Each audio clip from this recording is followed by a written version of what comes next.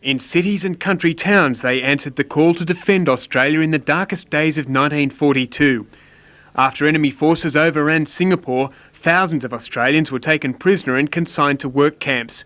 Of the 2,500 men who were sent to Sandakan in Borneo, only 6 survived. Many were starved and tortured to death or fell with disease on the now infamous death marches. 50 years on, the prisoners are being honoured with memorials in the communities where they enlisted. An unveiling ceremony will be held at Maitland Park, Maitland on Sunday at 11 a.m. A lot of people in this area lost a relative, and this gives them a chance to come to terms and pay their respects. The memorials are a last gesture from ex-POWs and families who lost loved ones to ensure they're not forgotten. Amazingly, little was known publicly about the atrocities of Sandakan until the last few years, and many relatives are still coming to terms with their grief. One notice appeared the day before the unveiling at Wagga in memory of Geoffrey Cox, enlisted age 15, died Sandakan age 19, coming home tomorrow in our hearts. And that pretty well sums up the feeling of most relatives. An exclusive NBN documentary, Sandakan, The Untold Story, at 7:30 tonight, pays tribute to the diggers who didn't come home and the handful who lived to tell the tale.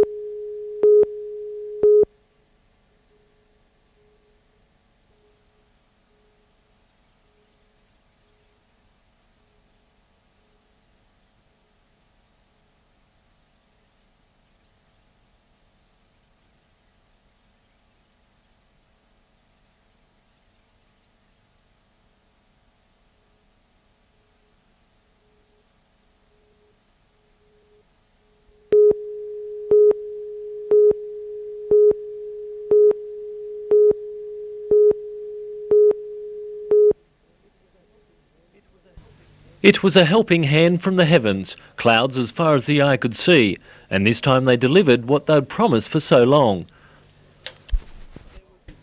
There were good falls over the Hunter Valley in the 24 hours to 9 a.m, including 38mm at Scone and 40mm at Carrowbrook. The northwest also enjoyed rain. The best fall on the mid-north coast was at Kempsey, with the rain expected to reach the northern rivers tomorrow. The falls didn't quite reach the heights of Maitland's Big Wet in 1955, but for livestock this rain is a lifeline in desperate times. It's not enough to sort of say no more drought, but it certainly is going to help a lot. But the state still needs more, with no runoff into creeks or dams and up to 10mm of rain being evaporated on hot days. We need effectively, I guess ideally 50 mils a week, for the next 2 or 3 months would be ideal. With 95% of the state still drought declared, the government has started to transport water by trains to town where rain refuses to fall. And if more showers don't follow, water could soon become the most valuable cargo on our state's lines. Richard O'Leary, NBN News.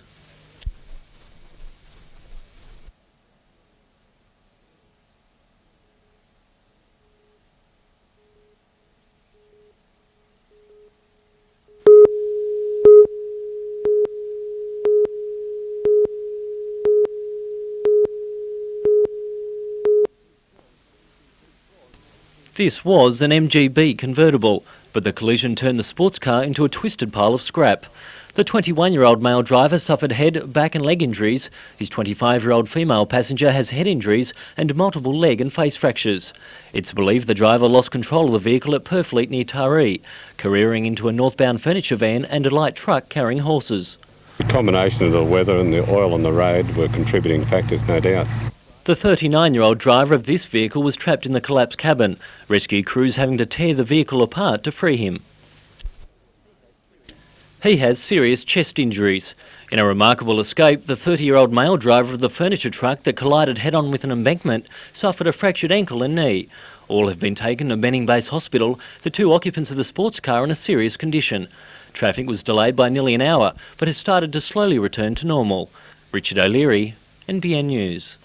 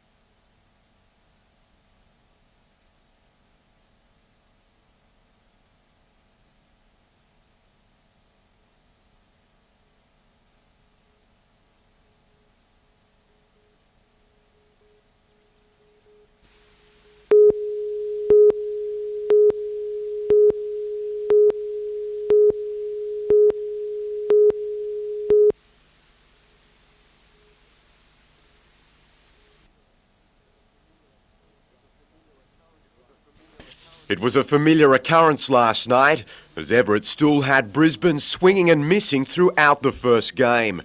The import struck out 15 bandits to establish a new ABL record, only conceding a hit and a walk, giving the Eagles a 3-0 win in the first game. Despite the wet conditions, the Eagles began well in the second encounter with a double play at the top of the first. They took a 2-run lead at the bottom of the first with hits to Jeff Blum, Scott Powick and catcher Bob Henley helping to establish the early advantage. This wasn't increased till the bottom of the fifth when Todd Legrand put one out of the park before another hit by Henley brought Powick home. 4-0 up and in driving rain, Brisbane posted 2 runs in the seventh, but it wasn't enough to deny the Eagles, who've just begun Game 3 at Marathon.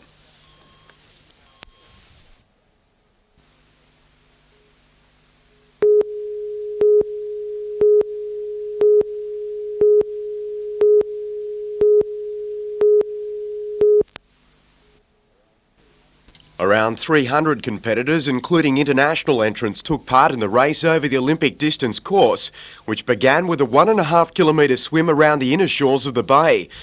Kirsten Schultz was the first woman out of the water, but withdrew through illness, while Lake Cat-Eye's Wayne Ellis was the leading male.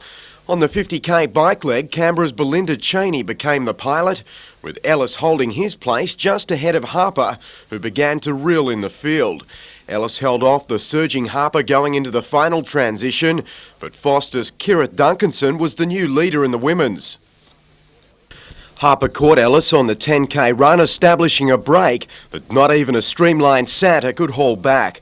Harper crossed the line after greeting his number one supporter in 1 hour and 52 minutes ahead of Thomas Mortensen and Ellis. The 22-year-old rewarded for an arduous 2-month training stint in America with Greg Welsh. Learned a lot, enjoyed myself, probably pushed myself a bit too hard, but that's what I wanted to do, come back and for the Grand Prix series and really show them what I got this year. After leading for most of the women's race, Duncanson was passed by Toukley's Jenny Anderson on the line. Exhausted, Duncanson collapsed, but was able to complete the race moments later.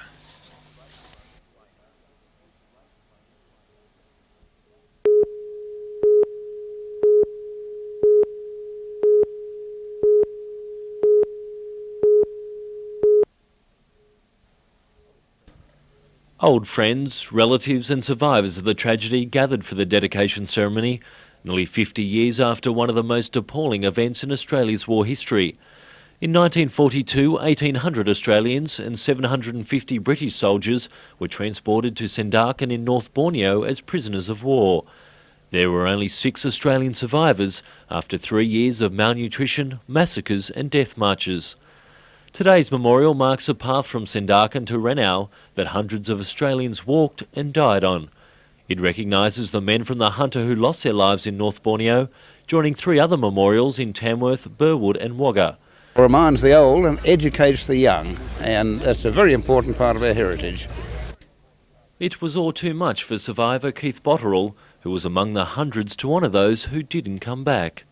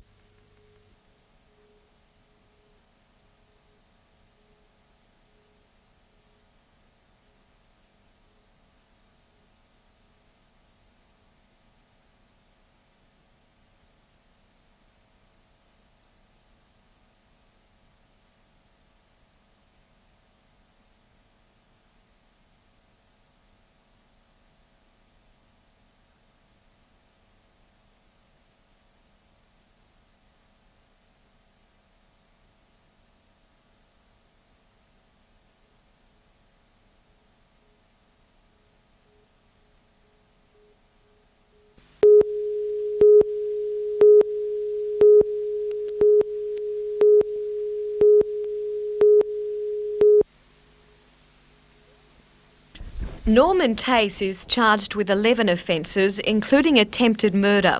He was approached by police at around 10 o'clock last night at Salamander Bay. It's alleged that by being in the area, he'd broken conditions of bail relating to matters before Belmont Court. Raymond Terrace Court was told that Tace produced a .303 calibre rifle and pointed the weapon into a police officer's face. The officer grabbed the muzzle and barrel of the weapon, at which time the defendant discharged one round. The officer was able to push the muzzle from his face, however the round still discharged within 5 centimetres of his mouth. A violent struggle then followed for control of the firearm. According to police, while this was happening, Tace tried to grab a samurai sword which was lying on the back seat of his car. He was eventually arrested and taken to Nelson Bay Police Station. 72-year-old Tace will reappear in Raymond Terrace Court on Wednesday. Jodie McKay, NBN News.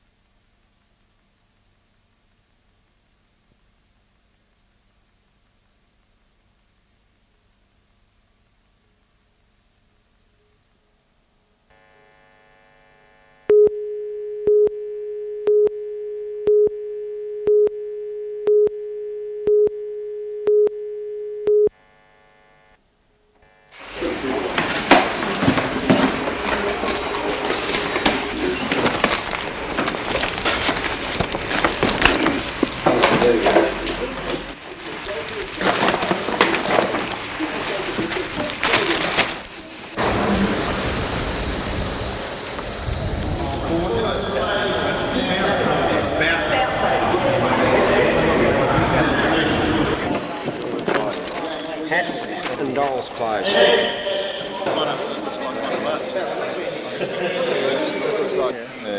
They said either January or February, or like they had. My little computer. I got a big one.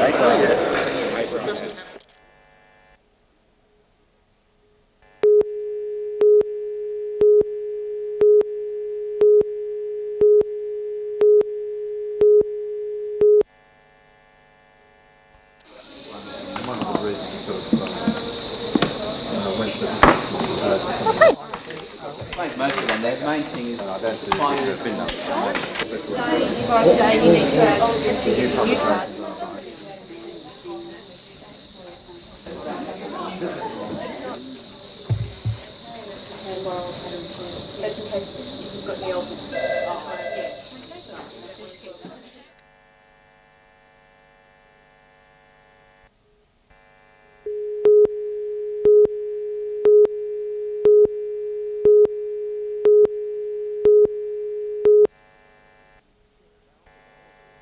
Malcolm Ollerton was destined to be a jockey. His father Tommy was a hoop and now trains at Scone. But Tommy has released his young protege to Paul Perry in Newcastle.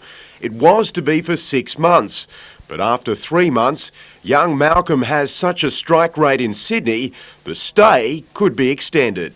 I rode my first city winner a fortnight ago, and one Saturday and another one yesterday, so I've only had 5 rides down there, so it's pretty good. With a 3 kilo allowance in Sydney, Ollerton is certain to gain more riding engagements in town. His dream to ride a city winner fulfilled, he's now out to claim as many as possible. You know, it's a lot different to riding a winner up the bush here and that, you know, just the atmosphere and that's just a whole lot different, yeah. Big thrill. Yeah, I think he's got a real big future. If he can control his weight, Paul, he's a little bit on the bigger side, but he's...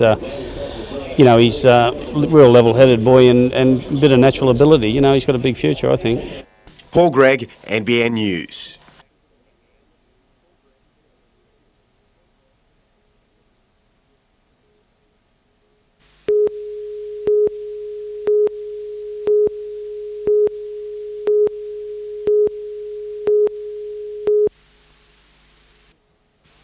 Every Christmas for the last 4 years, workers from the BHP blast furnace have made a special donation for children at the City Mission, with money raised through Coca-Cola sales on the plant going straight into buying gifts.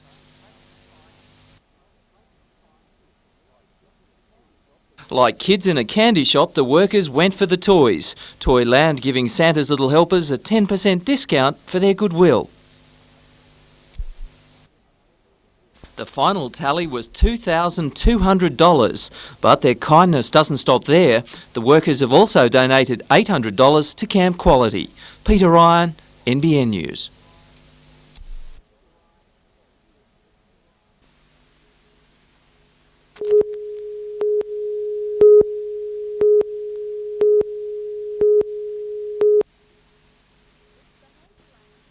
It's behaviour like this that Newcastle Police want to curb. Day and night, scores of young people come into the city centre after telling their parents a very different story. From this week, Newcastle Police will be using a mobile telephone to call parents of children they find wandering the streets. The problem we're faced with is that they're associating with some of the hoodlum type element that does come into the CBD area at times. And we find them in darkened and areas where we consider they're at risk. They're being exposed to intoxicating liquor, and young people are quite vulnerable at times. Sergeant Ron Gould of Newcastle Beat Police says that more often than not, parents have no idea of what their teenagers are getting up to. In the last 3 days, since Superintendent Curry and I started this concept, we've contacted about 14 lots of parents, and 2/3 of them didn't realise that their children weren't at the locations they told them they were going to. And for those teenagers who give false phone numbers, police will also be making house calls. Jodie McKay, NBN News.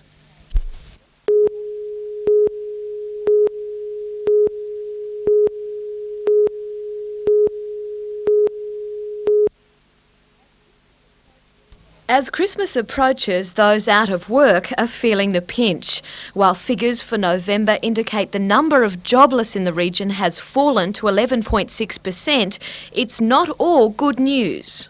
Employment hasn't been growing in recent months. There are quite a few less people working now than there were a year ago. It seems that people have become discouraged and have actually dropped out of the workforce. 2 months ago, Federal Employment Minister Simon Crean launched a campaign to generate 3,000 jobs in the Hunter by Christmas. So far, according to researcher Robin McDonald, that hasn't happened. Well, we've got figures up to November, so if 3,000 jobs are going to occur, they have to occur in December. On past evidence, it doesn't appear that that's going to be the case. Mr Crean, however, was right in the areas those jobs could be created, like the building industry, tourism and the service sectors. Those areas are showing improvement. Manufacturing-based industries on which the Hunter depends continue to do badly. Jodie McKay, NBN News.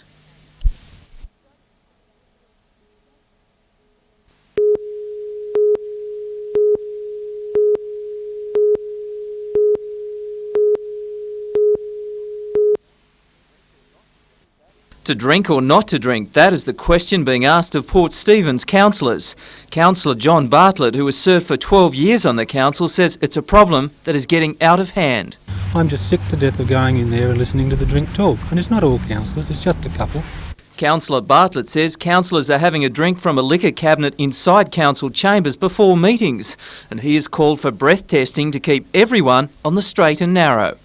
Well, if you can't drive over 0.05, why should you be allowed to make decisions that affect a community like this over 0.5? And the ratepayers are paying for the alcohol in the first place.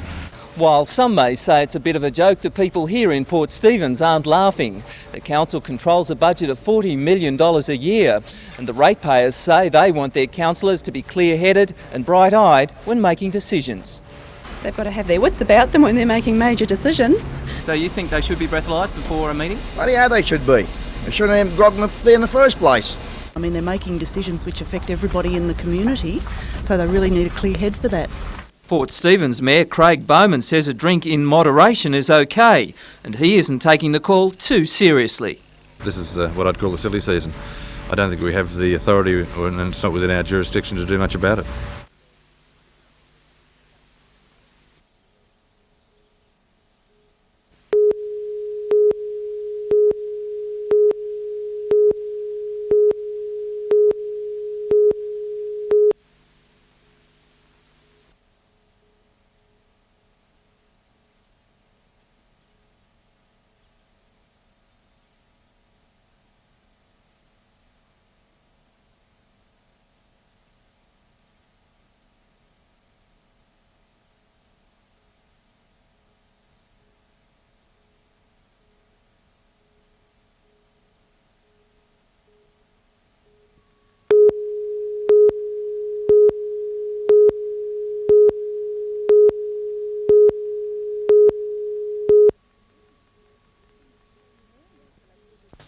Mary MacKillop will become Australia's first saint.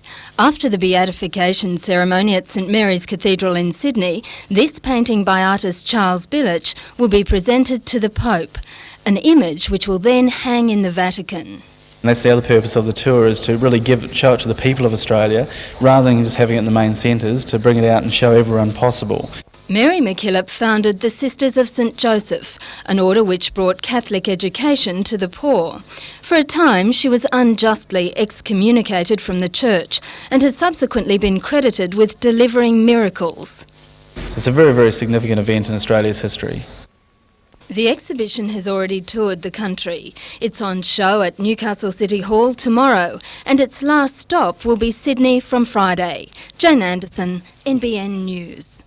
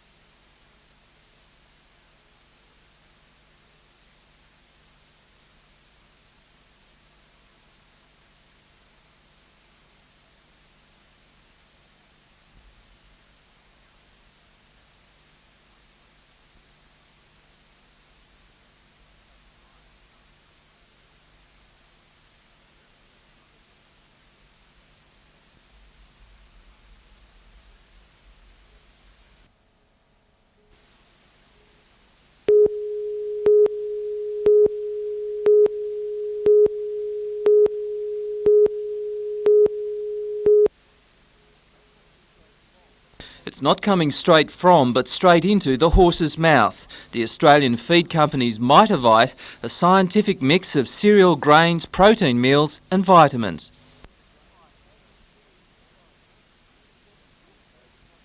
Seven years ago, the company started with just 4 workers at Somersby on the Central Coast. Today it has a staff of 25. Mitavite is a special nutritional feed for horses under stress, like in the racing industry. It's being sold throughout Australia, Asia and Europe. Our export market at the moment, we're only looking at around the 7 or 8 million mark, but we think that we will double and treble this very shortly. Today, the company was recognised by the Australian Trade Commission for their export success, one of 2 national awards for agricultural marketing. We have a lot of people with good ideas, with innovation. What they lack is the financial resource to get overseas and promote themselves. The Australian feed company has had support from Austrade. They've become so successful, other companies are trying to copy their feeds. The exact formula is being kept under lock and key. Peter Ryan, NBN News.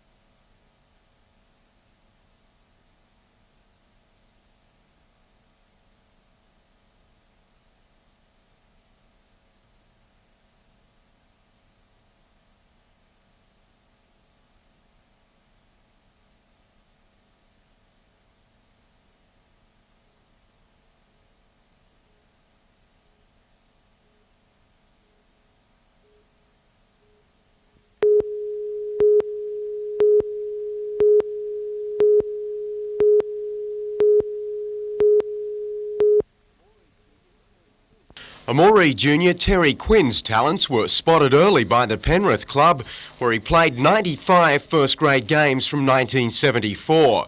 In 1979, he represented country through the Lakes United club, where he played out his career. In 1987, he moved to Western Australia, where he honed his skills in administration and development. With this experience on and off the field, he hopes to establish a 3 to 5 year plan with the league, maintaining its growth and presence in Newcastle.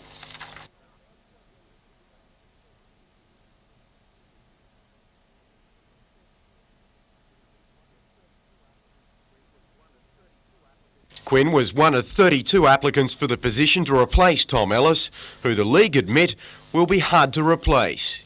Terry certainly has got that strength both as a football player and in administration, so I feel that hopefully he can fill the shoes of Tom Ellis, which is a pretty hard act to follow.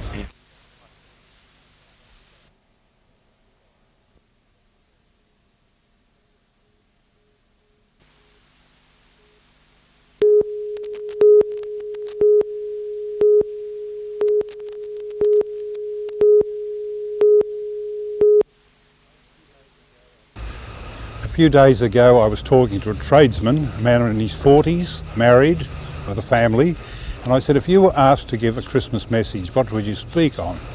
And without pause he said, on peace. He said, I'm sick and tired, he said, of all this dreadful slaughter of innocent men, women and children around the world. Sick and tired of domestic violence, of wife abuse and child abuse. I'm sick and tired of the senseless carnage on the road, caused mainly by drink and speed.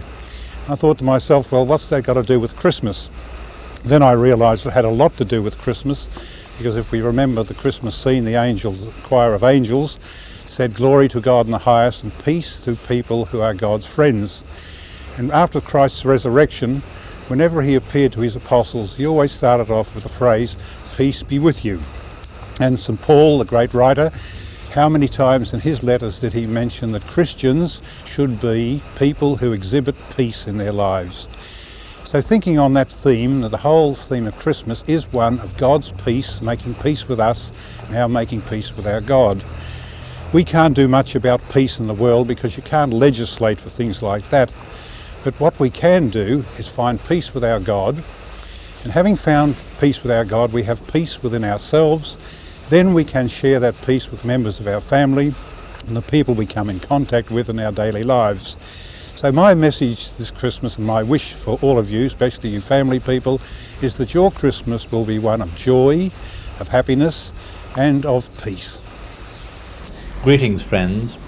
A pop song that has not lost its charm is Bette Midler's God is Watching Us from a Distance. For families affected by drought, people worn out by sickness, death, unemployment and broken relationships, God seems to be watching us from a distance, a remote, uncaring power. No wonder many cry out, does such a force exist at all? As drought destroys the very nature of the earth, so cynicism, apathy and a life without hope and love destroy the human person. Will rain come to this dry land? Christmas tells us a simple truth. God does not enjoy our pain.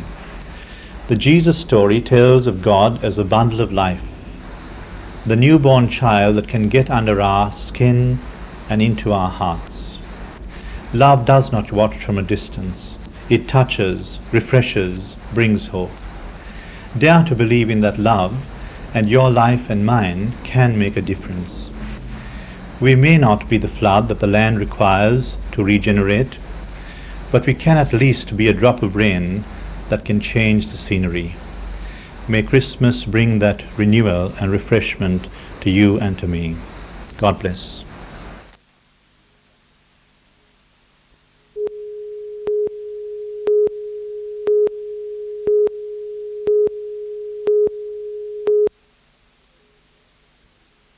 It was 2 nights before Christmas and the city came out to play.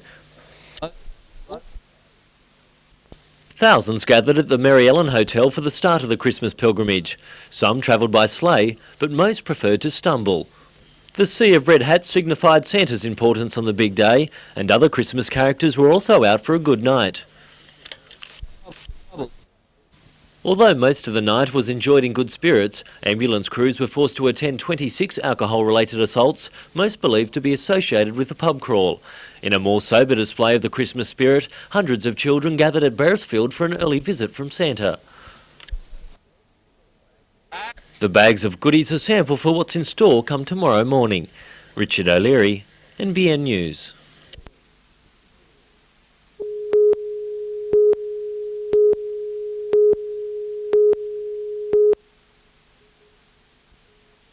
Overnight rain delayed the resumption of the Newcastle first grade fixture between Belmont and Stockton at Carl Oval this morning. But former North Sydney, now Stockton all-rounder Jeff Cook also had his mind on the Boxing Day encounter between country and Zimbabwe, his selection fulfilling a long-time ambition. I went to Sydney early, missed out on a couple of these games where maybe I could have played, and then when I come back this was sort of a goal of mine to play for New South Wales country and hopefully get a game against the Torres team. Zimbabwe has been in good form in recent outings, winning their fourth ever one-day international against England at the SCG last week. Since then, they've accounted for Victoria country, and while Cook believes the tourists are beatable, he's wary of their talents. It's hard to underestimate any team that's an international side, so it's, you know, everyone sort of says they're the weaker team of the lot, but they've beat England and they've pushed Australia a couple of times, so I mean, I'm sure they're not going to take it easy on us. Country selectors have made only one change to the 12 that lost to the State's second 11 last week, bringing in Newcastle fast bowler Peter March. The same 12 will now make the trip to Albany in Western Australia for the national country titles in January. Yeah, I think that was one of our problems in Sydney, that we maybe were a bowler short, especially a good class bowler like Peter March. He could make all the difference because he's a good player.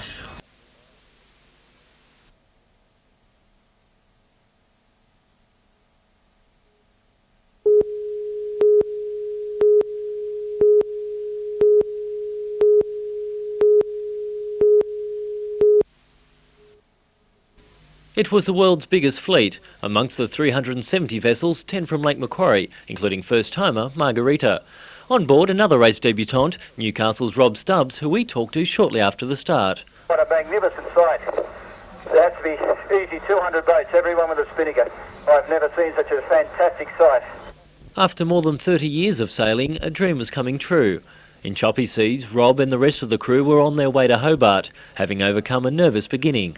The pre-race nerves went as soon as we put the spinnaker up, and then came up again to a fairly high pitch where we had to get in amongst 30 or 40 boats right on the buoy and pull it down and get around.